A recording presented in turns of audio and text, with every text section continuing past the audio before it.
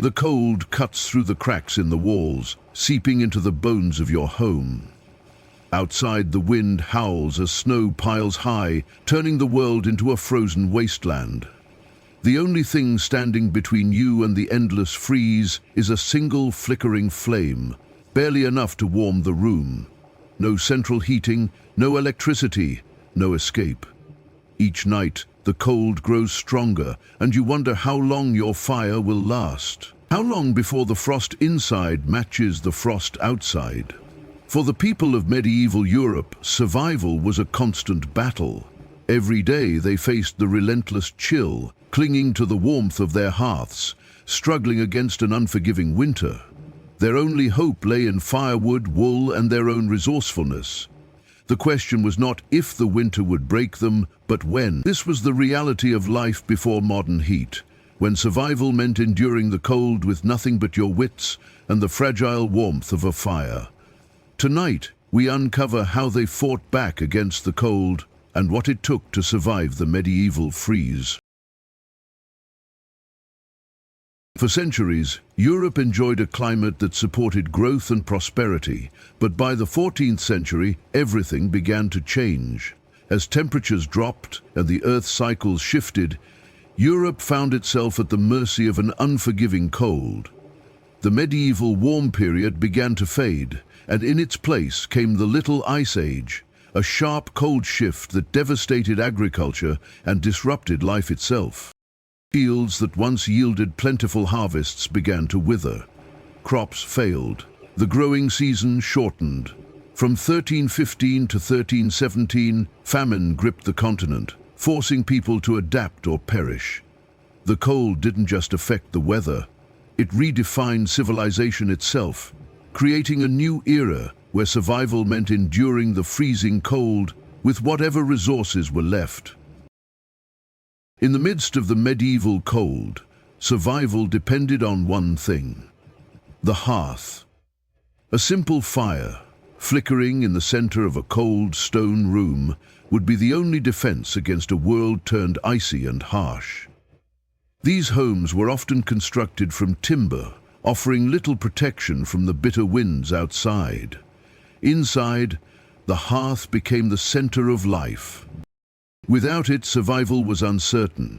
Firewood was a luxury many struggled to gather. The fire in the hearth wasn't just for warmth, it was for survival.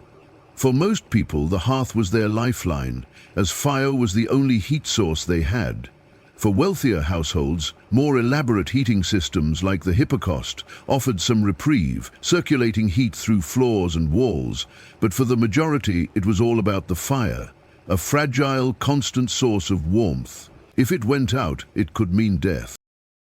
When the wind howled and snow piled against the doors, survival in the medieval world hinged on the clothes people wore. To fight the relentless cold, people wore layers, multiple layers, each one trapping heat and shielding them from the freezing air. Heavy wool cloaks were worn over linen undergarments, forming the foundation of medieval winter clothing. The wealthy added fur-lined hoods, but for most people, wool was their lifeline. At night, they slept under layers of thick wool blankets, their bodies cocooned from the cold, though still vulnerable to the chill that crept through the walls. Some even heated stones in the fire, wrapping them in cloth and placing them in their beds to offer a brief respite from the freezing night. Every layer, every blanket, and every heated stone was a testament to the resilience of those who endured the harshest winters. As winter's grip tightened, firewood became the most precious resource. Families spent the autumn months gathering wood, cutting it and stacking it high in preparation for the long, brutal months ahead. For the wealthy, it was an easy commodity, but for the peasants, it was a race against time and a constant struggle to find enough fuel. Without firewood, there would be no warmth, no cooking, no light. The hearth could burn through stacks of logs each day, and in the harshest winters, families burned anything they could find: peat, dried dung, even scraps of old furniture. Each log, each piece of fuel was another hour of warmth, another chance to survive. Firewood wasn't just fuel, it was the foundation of survival. Without it, both warmth and food would run out, and winter would become an insurmountable enemy. In the dead of winter, the hearth was more than just a fire. It was the heart of medieval life. Families huddled together around it, finding warmth not only from the flames but from each other. The communal hearths in villages were the center of survival. People gathered here for warmth and companionship, their shared stories and songs helping them survive the cold, dark nights. Midwinter festivals like Yule brought brief moments of joy, when families decorated their homes with evergreens and gathered together for food and song. For the wealthy, this was a time of grand feasts and music. For the common folk, it was simpler, but the meaning was the same, a moment of warmth and connection amid the coldest time of the year. The communal spirit of these gatherings was crucial for survival. It wasn't just the fire that kept people warm, it was the support they found in one another. As winter's grip tightened, the land became a dangerous place. Roofs buckled under the weight of snow, trapping people in their homes. The cold seeped into every corner of life, leaving people vulnerable to exposure. With crops failing and trade routes frozen, hunger spread like wildfire, and entire villages were isolated. The winter didn't just kill, it shattered lives and communities. Those who survived the collapse of their homes were left fighting for their lives as hunger and illness spread rapidly. The brutality of these winters left scars far beyond the land, reshaping societies and leaving a legacy of hardship.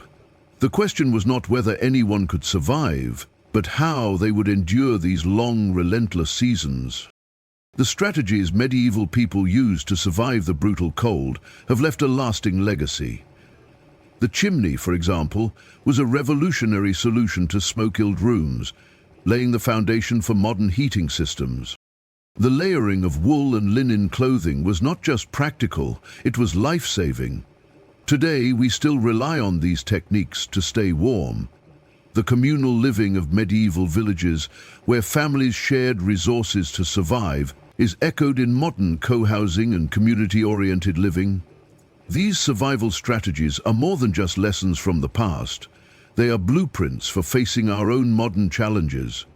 The resilience and adaptability of those who survived the Little Ice Age offer us valuable insights as we face our own difficulties today. Medieval winters were harsh, but they also forged a legacy of survival that still resonates in the modern world. People didn't just endure the cold, they adapted, they innovated, and they thrived despite the odds.